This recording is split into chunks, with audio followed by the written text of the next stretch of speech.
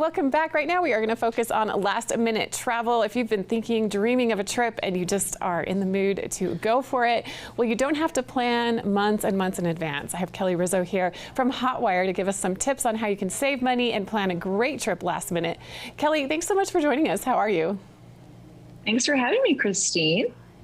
So where do we start? It seems that most of the time last minute trips mean more expensive, pricey options, but you have some suggestions to make it not so. Exactly. Well, actually, this is just the opposite.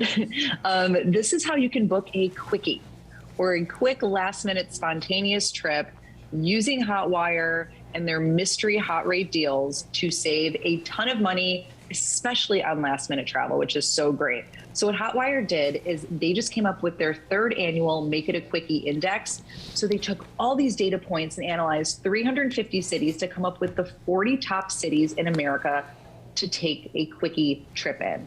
And they range from major metropolises down to itty bitty cities, as they like to call them. Salt Lake City is one of them. And they show you the best ways in that city to make the most out of your trip and make the most out of your money. So get the biggest bang for your buck and book one of these trips even last minute. That way you can take more trips more frequently. You know, if you're planning a last minute weekend trip, now you can maybe take a couple of those versus just one trip a year. And you've narrowed down certain cities that are really great places to go last minute. What defines these cities and how did you choose which ones made the list? What characteristics did they have? Right. So first, there has to be the best bang for your buck, as I mentioned. So are you going to be able to save the most money even last minute? Second is things to do or leisure activities, the most amount of great dining experiences, live music experiences, other types of attractions. And then finally is convenience, accessibility, drivability. Is the city close to the airport? Once you're in the city, can you get around very easily? So that's the other third most important factor. And what are some of the other cities that have made your list? Well, some of the big cities, you've got LA, Chicago, New York, Vegas, Houston, and then all the way down to the itty bitty cities, as they like to call them. You've got Savannah, Georgia, Palm Springs, Charleston, Newport Beach. So it's a ton of great variety, coast to coast, north to south, anywhere you want to go. What specific tips do you have when you are booking last minute so that you don't end up paying more? So as I briefly mentioned before, using Hotwire's hot rate deals, I booked a trip yesterday to go to Chicago this weekend, and I used Hotwire and used their hot rate deals to save a ton on a hotel last minute.